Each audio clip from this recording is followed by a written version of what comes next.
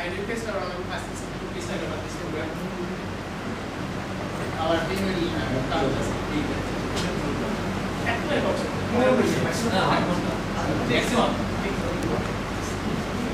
Now, I request Dr. Abhijit Guha to tell the words of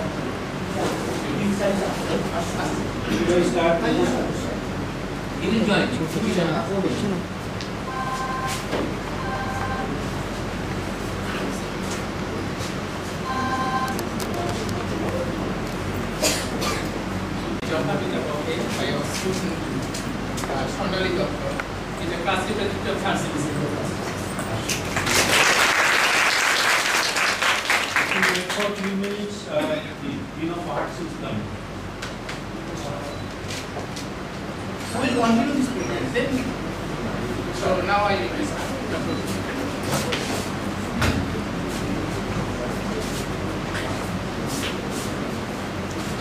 Honorable Vice-Chancellor,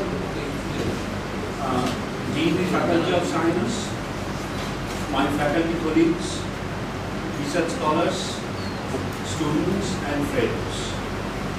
This is a great day, I think, for the Department of Anthropology, because several years ago, in 2004, we released the first lecture series in anthropology in this department here in this hall. It was the first lecture series. It was released by the former Vice-Chancellor, Professor Chakrabarty, who was instrumental greatly in releasing grants from the UGC Unassigned Grants Scheme.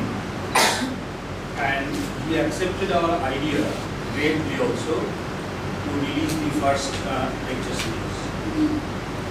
So in the first lecture series, the idea was that many eminent persons, they come to the university in this department and have delivered lectures. But those lectures were not recorded in the truest sense of the term. The idea first arose in my mind when Professor Alan Liu, a British social anthropologist, a direct student of Fred Bailey, who visited this department and university during the period of Professor Anandadev and delivered a very unique lecture here based on his field works in Orissa. We were at that time having a collaboration with Center for Development Studies, Swansea University in UK. So Liu's lecture inspired us to start this lecture series. I requested Alan to send a written version of his lecture. Alan declined. What he said that his lecture was taped. So he requested me to transcribe the taped lecture and send it by email to Alan. He was too busy, he was in World Bank and DFID.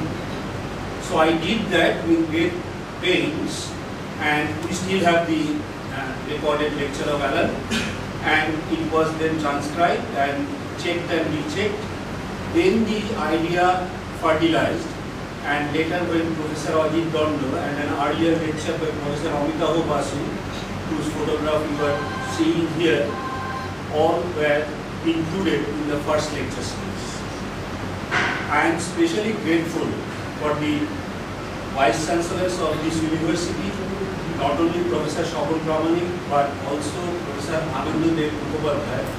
All the Vice-Chancellors have appreciated the idea of putting lectures on record. So the lecture series first was born, it was edited by me and Professor Rajav, my PhD supervisor. The first lecture series, the cover design and all the photographs and the whole labor of bringing the book into fruition was done by my friend Professor Falguni. Let us give a big hand. If you go through the first lecture series, you will find how attractive the cover and the jacket was. And many people outside, they do not follow the logic behind the functioning of the Department of Anthropology. It's very easy to understand if you read Ivan Spicer's book on UN. the Department of Anthropology runs on segmentary lineage opposition, fission and fusion at alternate levels. We at the department always argue and counter-argue with one another. So even the making of the book jacket was done through debates, and finally we succeeded. The second lecture series was no exception. Its idea was generated in my mind when I was traveling with the great forester, Professor Abhijit Banerjee. We were returning from a collaborative project, and Dr. Banerjee, I asked him that, Dr. Banerjee, what are the forests of the world you have traveled? Abhijit replied to me that you should rephrase your question. You should ask that what are the forests of the world I did not visit. You can't name a forest in the world which Abhijit Banerjee didn't visit. So he was describing the forests of the black forests of Germany, the forests in Venezuela, the forests in Africa, and whatnot. So I said the most interesting thing Abhijit was saying at that time was that I had a very wonderful experience of working in China when the Chinese government invited me in 2005 as a forestry consultant when Abhijit Banerjee was working for a German bank. So this kind of interaction with Dr. Banerjee gave rise to the idea of developing the second lecture series. So these are the histories of the second lecture series. Again was greatly debated in our department that how we will get our fund, etc. This time we approached a publisher, and that was a very good publisher, Concept Publishing Company of New Delhi. The university has provided us 15,000 rupees for its publication from the UGC Unassigned Grants. We are again grateful to be the Vice-Chancellor. Again, Professor Chakrabarty, who was at that time at the helm of affairs, and he granted the money without any hesitation. So let us give a big clap for Professor. So this is all about the history of the first and the second lecture series in anthropology. Now let me say a few words before I end up. The words are very banal and simple. The words are, why these lecture series? There was a kind of confusion among many faculties of our university also. People were asking that what is unique in the lecture series? We publish books, and the university teachers always publish books. In order to really understand the uniqueness of lecture series is that if you look at the whole world, you will find that there is hardly any university of repute which does not have any lecture series kind of thing. The famous guest lecture series, the Huxley Memorial Lectures, all kinds of memorial lectures, and Vidyasagar University also has Vidyasagar University Memorial Lectures, and our present Vice-Chancellor is paying a lot to make these lectures publishing. Now lectures are delivered at universities because universities are very unique social institutions. And it's an irony that in the university postgraduate departments, we never study the universities. Universities are unique social institutions, unlike family or other places, which only produces knowledge. And the second interesting thing about universities is that universities do not sell knowledge. Universities produce knowledge, sometimes for the benefit of the society, sometimes it may not come for the benefit of the society. Universities, since the dawn of the civilization, have developed this unique system of producing knowledge. Recently, sociologists and other scientists are studying universities as ubiquitous and unique social institutions of modern period. So, universities produce knowledge, although some people think that universities can produce money also. They try to convert universities as banks. So, I am sure that they will fail miserably. Some people also think that universities are employment exchanges. They will also fail miserably. Some people think universities will be cooperatives. They will also fail. Universities are unique social institutions which produce knowledge, sometimes for the benefit of the society, sometimes not. And the second important thing about that, the knowledge university produces are local, regional, national and global. It is better if you could produce global knowledge. Universities touch the universe. Universities open the windows for the universe. And this is the major prime function of the universities since they were established.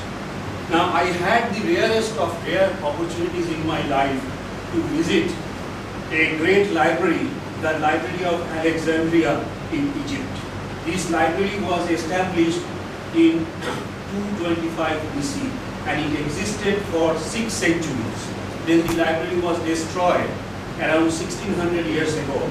This library was a unique center of Pandits, scholars from all over the world, and this library was a part library, a part university, a part place of Adda. And in this library was named as Bibliotheca Alexandrina. This library was a great library which was an agglomeration of scholars and people. And you know, there is a very interesting thing. If you read Carl Sagan's book, Cosmos, you will find that the Library of Alexandria was a port as well. And this port was a unique port because of the fact that this port was the only port in the ancient world which had a very peculiar law. The law was, if you launch your ship and take rest in that port, there was a condition that all the documents and books you have in your ship should be copied and donated to the Library of Alexandria.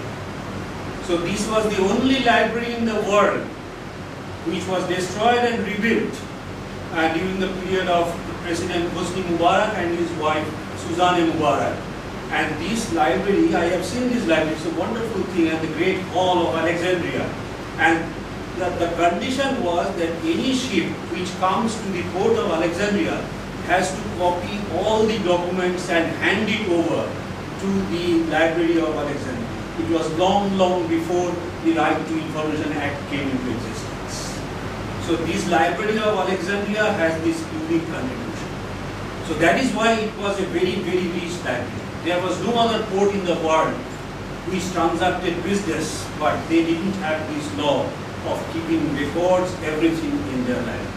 So the port and the library, they designated, they showed a kind of vision that you have to do business as well as you have to produce knowledge.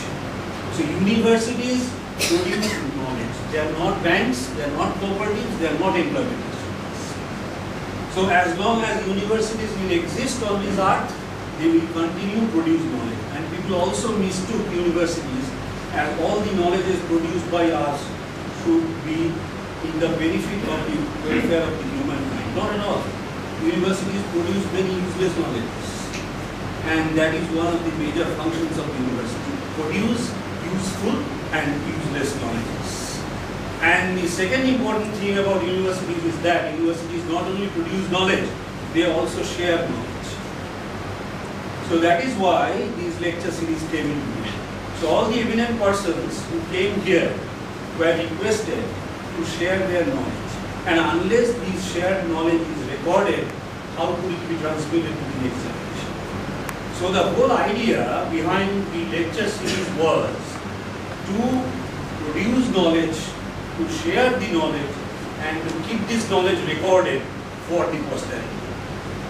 So this was the basic philosophy behind the lecture series. And we hope that we will be able to continue this lecture series. The next book we are planning, because we have organized a lot of lectures but not books.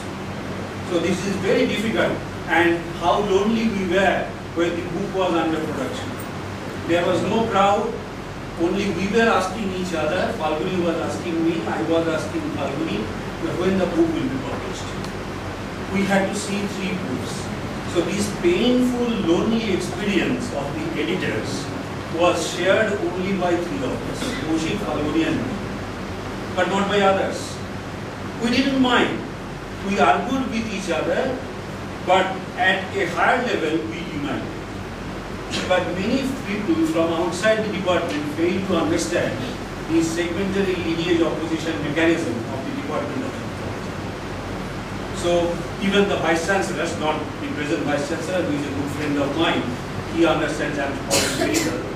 Many Vice-Chancellors I have seen misunderstood the mechanism, the dynamics of quarrel and mutual quarrel and friendship at different levels among the faculties and students of the Department of Anthropology. We argue with each other, but we unite at faculty. Thank you very much.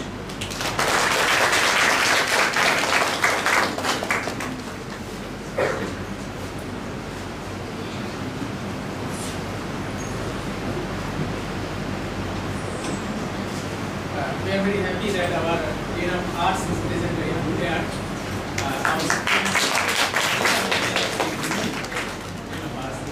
And I also welcome many other esteemed colleagues of other departments on behalf of this department.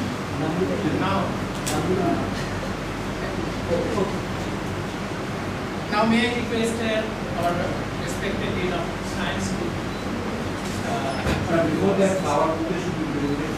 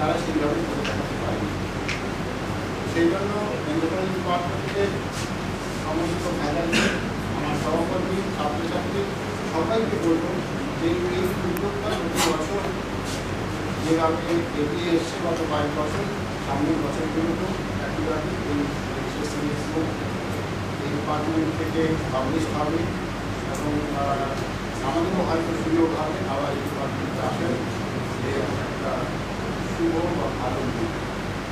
এখানে সবাইকে lecture series বা বিভিন্ন ধরনের কথাবার্তা English করে নতুনভাবে সবাইকে ধন্যবাদ।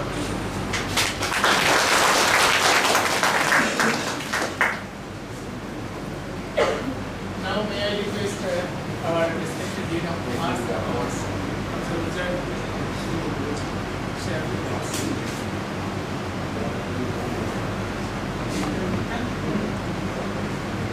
আর মাননীয় অভিভাষক মহাশয়, Falguni Faculty of Science, Abhijit Guha, শিক্ষক Bose, এবং আরও যারা সহকর্মী ছাত্রছাত্রী ইত্যাদি উপস্থিত আছেন।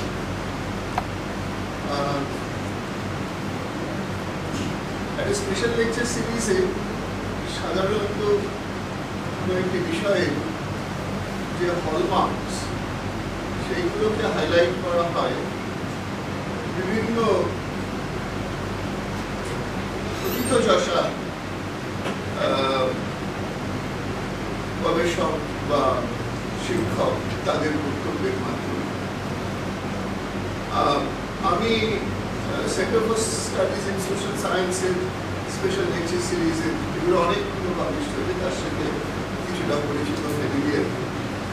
এবং আমার খুবই ভালো লেগেছিল যখন এই বিশ্ববিদ্যালয়ে জয়েন করার পর দেখেছিলাম যে অ্যানথ্রোপোলজি ডিপার্টমেন্টে ধরনের স্পেশাল লেকচার সিরিজ অর্গানাইজ করে, অনুষ্ঠিত করে এবং সেগুলোকে সবার জন্য প্রকাশিত করে। আমাদের ইউনিভার্সিটির লেভেলে এখনো আমরা সেই ধরনের সেই মানের স্পেশাল লেকচার সিরিজ অনুষ্ঠিত করে উঠতে পারছি না, যদিও আমরা আমাদের নিজেদের সহকর্মীদের অনেক সময় আমরা অনুরোধ করছি তাদের বক্তব্য উত্থাপন করার জন্য এবং সবাইকে সেখানে আমন্ত্রণ জানাচ্ছি।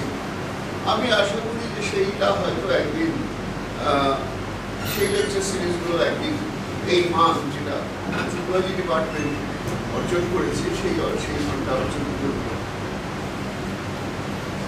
অ্যানথ্রোপোলজি ডিপার্টমেন্টের যে বিশেষত্ব আমি দেখছি যে এখানে যে লেখাগুলি রয়েছে এটা প্রত্যেকটি খুব আন্তর্জাতিক মানের লেখা, কারণ যারা এখানে লিখেছেন প্রত্যেকেই তারা সবাই আন্তর্জাতিকভাবে অত্যন্ত খ্যাত এবং সবাই যে শুধুমাত্র গবেষক তা নয়, এদের মধ্যে অনেকেই আছেন যাদেরকে বলা যেতে পারে অ্যাক্টিভিস্ট গবেষক, এবং যারা শুধুমাত্র একাডেমিয়া বা ইউনিভার্সিটির চার দেয়ালের মধ্যে তাদের একাডেমিক্স চর্চা করেনি এবং তার বাইরেও নিয়ে চর্চা করেছেন।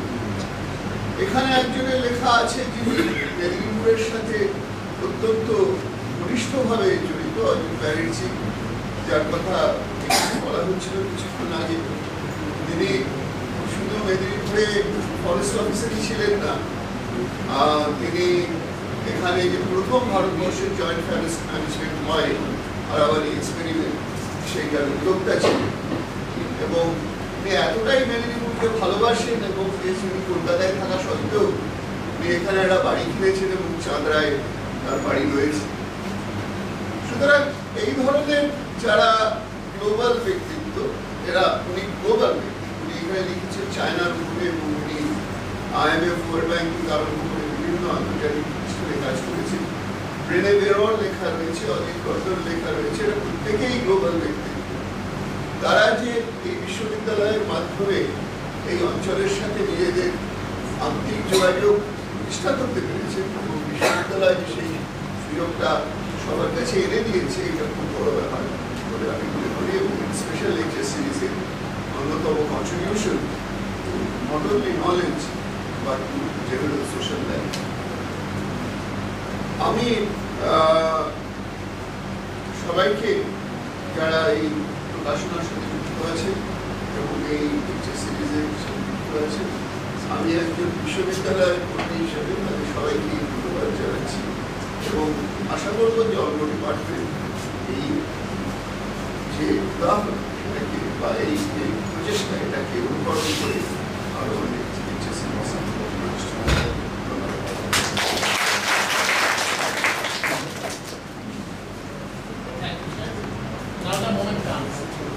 now our Honorable Vice-Chancellor will release this book.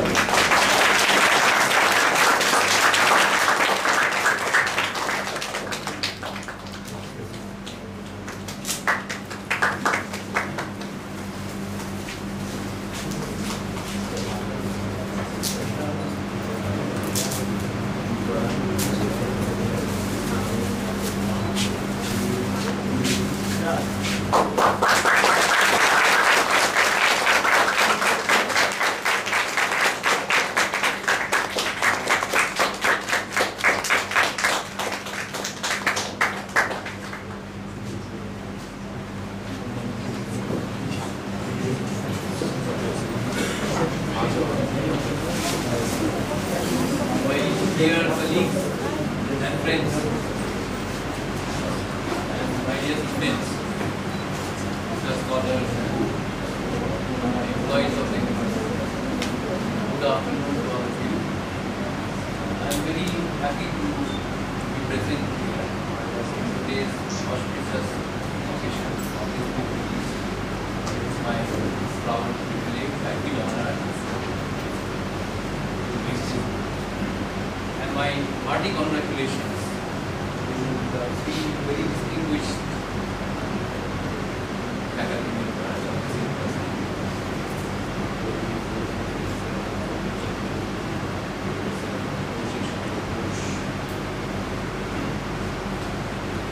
I appreciate their initiative to publish the distinguished lectures delivered in the department.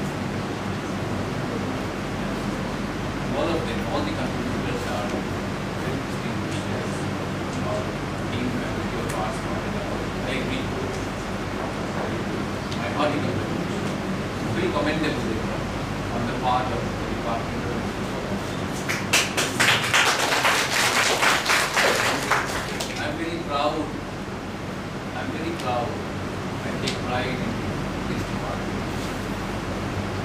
Star-studded department. Star-studded. And I was also very delighted to listen to Dr. Guha's lecture a short while ago about the significance of the university, what are the important duties of the university, why universities exist, what kind of works, what kind of projects they should undertake. Very thought-provoking. I was wondering, I was listening to it, and I was wondering, really, we opened up new windows in our thought process. We have to think and discuss, and we should continue the discussion about the role of the university in the society. They should be producers of knowledge. They should not be bankers, or they should not be employment exchange, or they should not be cooperative organizations. Although some of the issues raised by Dr. Guha may trigger off a lot of controversies, because without cooperation, without a little bit of cooperation, universities cannot exist. And I also appreciate the point he mentioned that there is a dialectical process in the Department of Anthropology. There is friction, there is argument, counter-argument, leading to fusion, and that result is the book.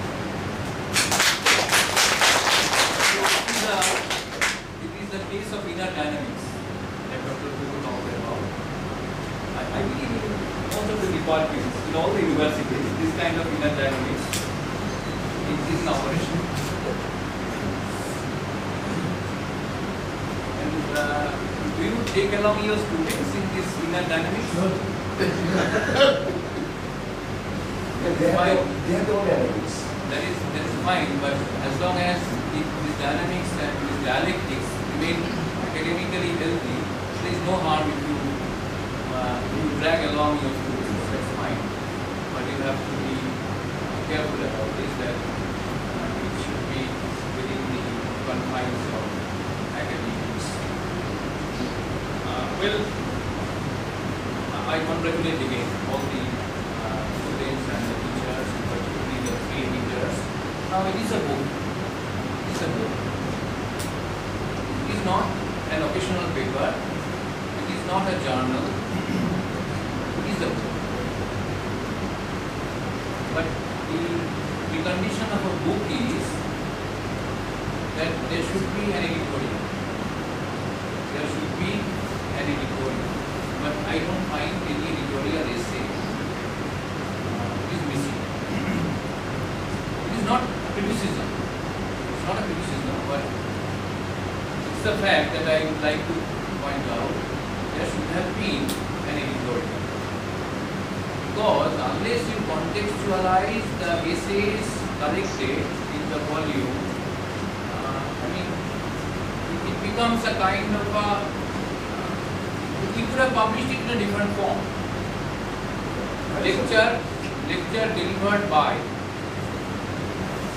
the eminent scholar, give his name and designation, and then we circulate in the form of occasional paper, or maybe in the form of a published lecture, only the published lecture.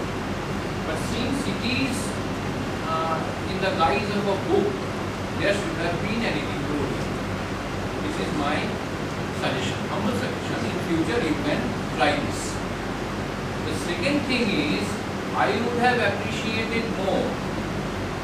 I would have appreciated more if this book included a couple of essays, maybe more, maybe 2 or 3 essays from the three editors.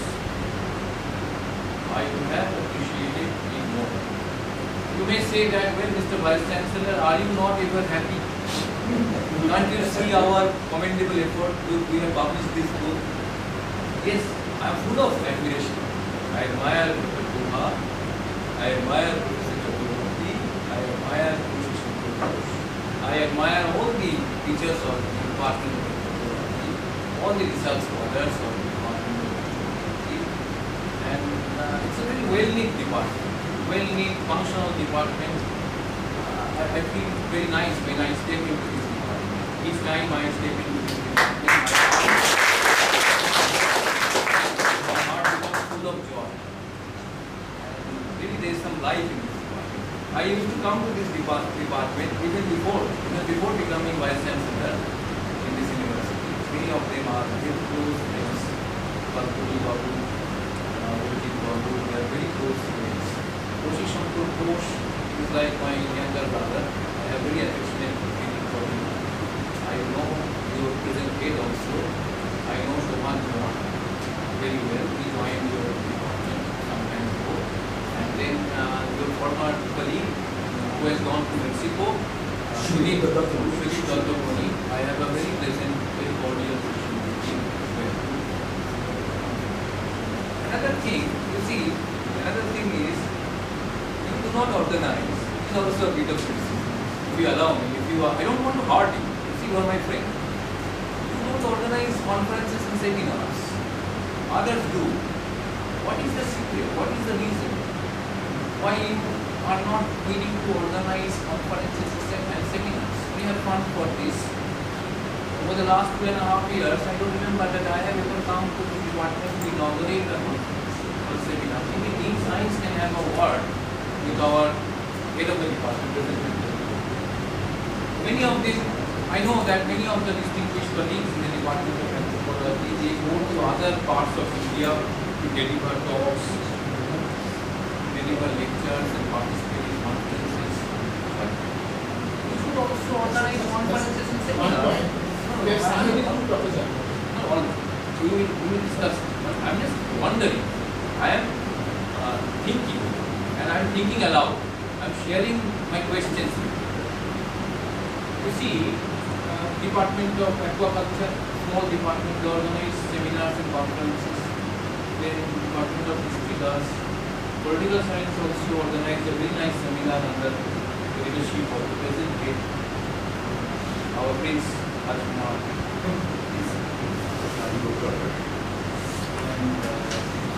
departments do organize seminars in Vidyasagar. You should also think of organizing conferences and seminars. If you don't like the idea of organizing conferences and seminars, even then you should organize conferences and seminars for the sake of the students. Because that will give our students some exposure to the more learned and renowned anthropologists from other parts of the country, from other parts of our state, from other universities. You can resolve if there is any friction, if there is any tussle or conflict regarding the viability of organizing seminars in the department. I hope the inner dynamics of the department will drive and bring out a resolution. Third, this will also give a good opportunity to our young research scholars to interact with some of the senior colleagues from other universities. Because many of you visit other parts of the country. I saw Dr. Bose lecturing in Delhi School of Economics. I had the privilege to chair his lecture at Delhi School of Economics in the Department of Anthropology. Then Professor Falguni Chakrabarty, I know I see that he visits other departments of the country. Kaushik Bose also does, Deepak Bose does, he goes to Shimla and provide master. So bring some of the people from there and organize conferences and seminars. It will be good for you. It will be good for you, and I very much appreciate the idea proposed by Dr. Bose. In fact, I was also thinking to create two kinds of lectures. One is the University Distinguished Lecture Series I am going to initiate very shortly. The other is the departments may also initiate through this proposal of organizing distinguished lecture series in their own weeks, in their own subjects. Outside is much scheme or real scheme. March scheme does not exist. March scheme has been abolished in the 12th. The March scheme money remains. The March scheme money remains, but in a different way.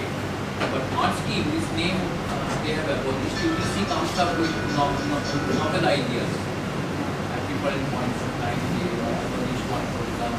But we have money. We have money for lectures, and we should organize distinguished lecture series in the university at the university level as well as the departmental. So these are my very humble suggestions. But I am very glad to see this volume. I am very happy. Panorama of Development. The title also is very interesting. I have some reservation about the word development. It is academic discussion. Readers may throw light on this. We can discuss this later on, not now. But I have some reservation about the word development. The very word development has become extremely contested. What is development? What kind of development? What is the context of the development mentioned here? And is development a development in the true sense? Environmentalists all over the world are arguing that development is very confusing and development may be misleading. In the name of development, everything is done, but actually such activities may not lead to development. These are all sociological jargons, and these are tools in the hands of the capitalists. So development, if you have written a long introduction, that would have helped the readers. But you see, I am not an anthropologist. I don't know anything about anthropology. I don't know anything on this. You see, I was a teacher. I was a very ordinary teacher in a university in West Bengal. I used to teach my students. I was a bit serious about teaching. But you see, nowadays I am not doing much teaching. I am requesting them. I am trying to impress them that, look, you call me and you request me to give a few lectures, but sometimes they do not organize. And now I am a question on the lecture. They think, and we rightly so, that I have now turned into an officer, just one of the officers of the university. But sometimes he call me and he give me the opportunity to share some of my very naive ideas. We are very learned people, and see, I am nobody. I am just a very ordinary teacher and researcher, and I have no skill in anthropology. Although Dr. Guha is very kind, extremely kind, he said that unfortunately, I don't have any knowledge in anything. I don't think that I have any knowledge in any subject. I remain just a very humble worker. At present, I am doing a job. I only write in the files. I only write notes, not sheets. Look at my sample. So I would like to not lengthen my talk. Thank you very much for calling me here. And I again congratulate the editors and the entire department. Thank you very much, and I wish this book will find favor with the readers. My congratulations.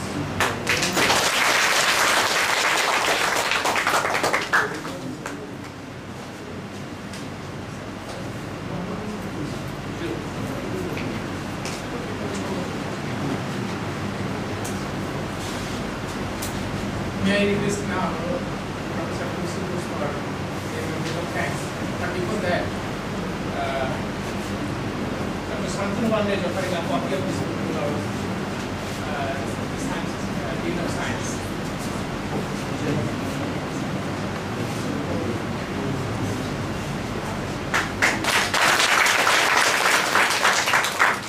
May I now request Kaushik to give a copy to our Dean of Arts and Commerce.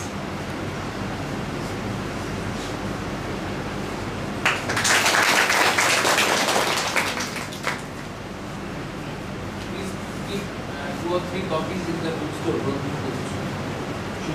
You write a letter and send it to the registrar. One thing, sir, there is another thing. Publishers have informed me that they have already sent 5 copies to the registrar. Okay, But the registrar has not been contacted. Okay, but Might be here. did they mention that this is for sale from our sales counter to the store? But you can talk to These are for life. you can talk to them. You write a letter and send. It comes up as a part of the MOU is signed. Then they should go. These copies should go to the library. Thank you, very good afternoon. First of all, I must thank our esteemed Vice-Chancellor for taking the effort and sparing valuable time to spare the honest, confess very candid thoughts as of today. Also thankful to our Dean Science and Dean Arts, Mr. Acharya, for the presence. First of all, let me thank our Head of Department, Dr. Vidya, for organizing this official function.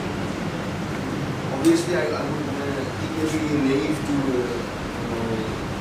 thank my co-editors, but I must thank Professor and Dr. Guha for their joint effort.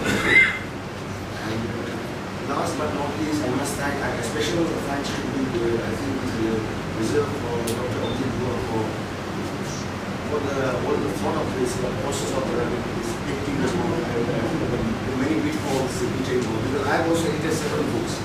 Although individually, and I know the efforts required from the conception of the idea, sending out information, getting the manuscripts, getting in the right formats. We have to please the publishers, we have to please the authors, we have to please the public, and most of our have to please yourself. And it's quite difficult to please everybody all the time. Thank you very much.